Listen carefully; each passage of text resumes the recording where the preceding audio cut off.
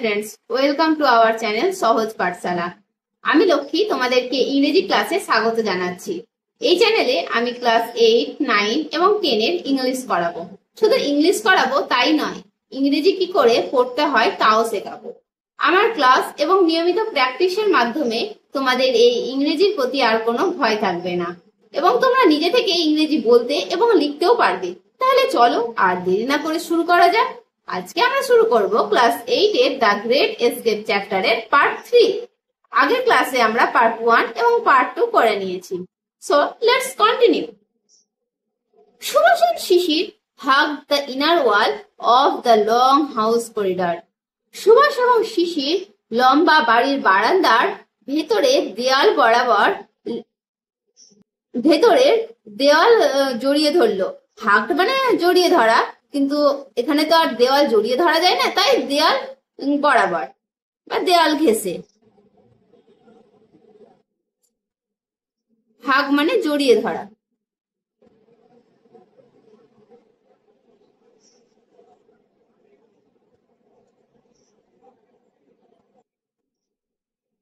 and tiptoed down, পা টিপে টিপে নেমে এলো।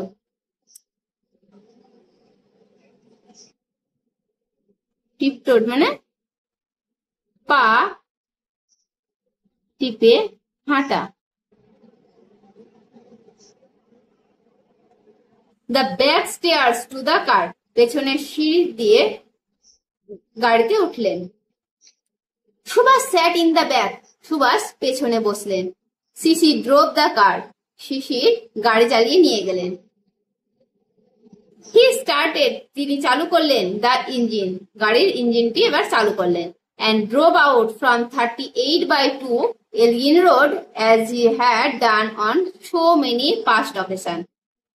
এবং তিনি 38/2 এলগিন রোড থেকে গাড়ি চালাতে শুরু করলেন পূর্বেকার ঘটনার মতোই। অকেশন মানে ঘটনা।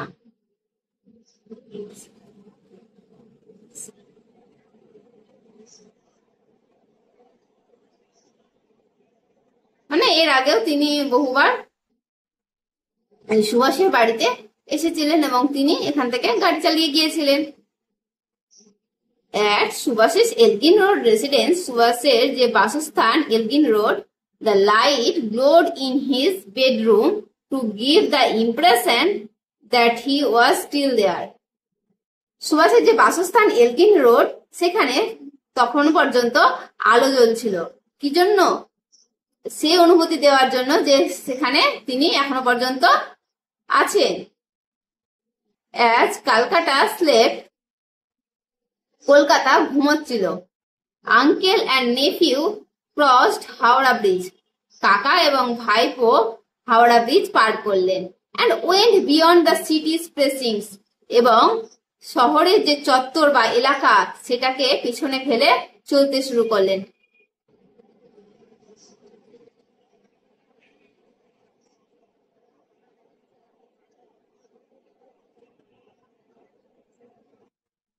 প্রেসিংস মানে এলাকা। Subhas poured Sisir coffee from a thermos, Subhas শিশিরকে থার্মোফ্লাক্স থেকে কফি ঢেলে দিলেন। থার্মোস কথার অর্থ হলো থার্মোফ্লাক্স, যেটি আমরা গরম জল রাখার জন্য বা গরম চা কফি এগুলো রাখার জন্য ব্যবহার করে থাকি। pour মানে ঢালা।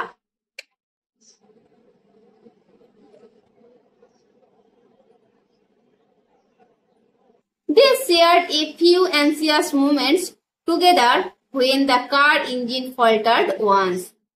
They shared, তারা ভাগ করে নিয়েছিল a few anxious moments, একটা উদ্বিগ্ন মুহূর্ত, together একসাথে, when the car engine faltered once, যখন গাড়ির ইঞ্জিনটি একবার বাধাপ্রাপ্ত হয়েছিল। faltered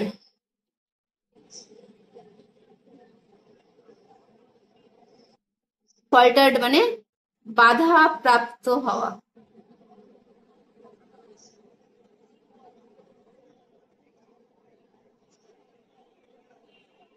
It started again, এটা আবার চলতে শুরু করলো। and Sissy dashed at high speed through the dark night, এবং শিশির এই কালো অন্ধকার রাত্রে খুব দ্রুত গতিতে গাড়ি চালিয়ে চলে গেলেন। At around 8:30 a.m. they arrived at Barari near Dhanbad.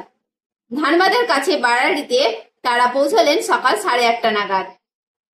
They put up at the house of Sisir's brother Ashok। শিশিরের যে ভাই অশোক সে তার বাড়িতে তাদেরকে রাখা হয়েছিল। Subhash kept his disguise on as Mohammad Ziauddin. Subhash রেখেছিলেন তার যে ছদ্মবেশ মোহাম্মদ জিয়াউদ্দিন সেই হিসাবে তিনি তখনও ছিলেন। And said he had come on insurance business। এবং তিনি বলেছিলেন যে তিনি এখানে এসেছেন বীমার ব্যবসার জন্য। And was given a room to rest during the day। দিনের বাকি অংশটা আরাম করার জন্য তাকে একটা ঘর দেওয়া হয়েছিল। They met and talked in the evening। তারা সন্ধ্যাবেলায় দেখা করলো এবং কথা বলল। And had an early dinner। এবং তারা তাড়াতাড়ি রাতেকার খাবার খেয়ে নিল। Mohammad Ziauddin left alone for Gomoh station. Mohammad Ziauddin একাই গৌম স্টেশনের জন্য বেরোলেন। Which was some distance away। যেটি সেখান থেকে কিছুটা দূরত্বেই ছিল। ডিস্টেন্স মানে দূরত্ব।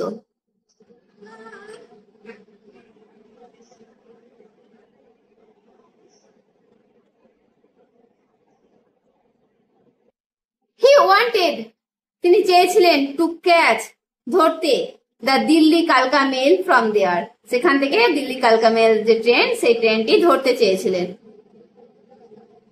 ওয়ান্ট মানে চাওয়া।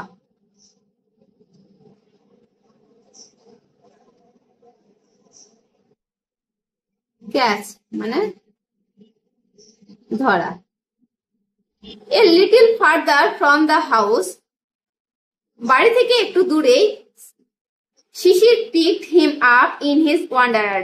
শিশির সে তার ওয়ান্ডারার গাড়িটিতে তাকে তুলে নিলেন। And drove towards the railway station। এবং রেলওয়ে স্টেশনের দিকে গাড়ি চালিয়ে এগোলেন। টুয়ার্ডস মানে দিকে।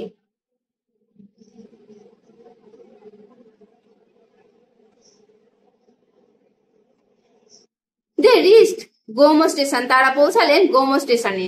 ইন দ্য মুনলিট নাইট চন্দ্রালোকিত রাত্রিবেলায়। এ স্লিপি পোর্টার একটা ঘুমন্ত কুলি। পোর্টার মানে কুলি।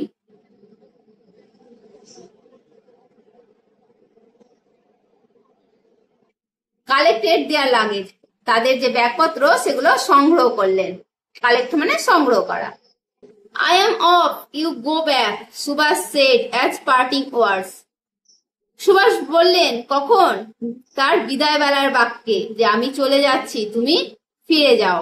শিশির ওয়াচড শিশির লক্ষ্য করলেন হিম তাকে mount the railway overbridge and walk across it with his usual majestic gait. তিনি লক্ষ্য করলেন যে রেলওয়ে ওভারব্রিজে তিনি তার রাজকীয় যে হাঁটার ধরন সেই হাঁটার ধরনে তিনি হেঁটে পার হচ্ছেন এই ওভারব্রিজটা। He disappeared তিনি উধাও হয়ে গেলেন into the darkness towards the platform on the opposite side। তিনি প্ল্যাটফর্মের উল্টো দিকে অন্ধকারে উধাও হয়ে গেলেন। The দিল্লি কালকা মেল রিলিজ টিম দিল্লি কালকা মেল থেকে ধোঁয়া উঠতে শুরু করলো। দিল্লি কালকা মেল থেকে ধোঁয়া বেরোতে শুরু করলো।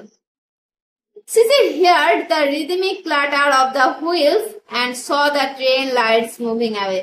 শিশির শুনতে পেল একটা চাকার যে ছন্দের শব্দ এবং দেখতে পেল যে ট্রেনের আলোটি চলতে শুরু করেছে। তাহলে আমরা দেখলাম যে সুভাষ কিভাবে ছদ্মবেশে এক স্থান থেকে অন্য স্থানে পলায়ন করছে। তো আমরা পরের দিন এবার আমরা অ্যাক্টিভিটি শুরু করব। কাজ এইটুকুই। তোমরা সুস্থ থেকো, ভালো থেকো। বাই।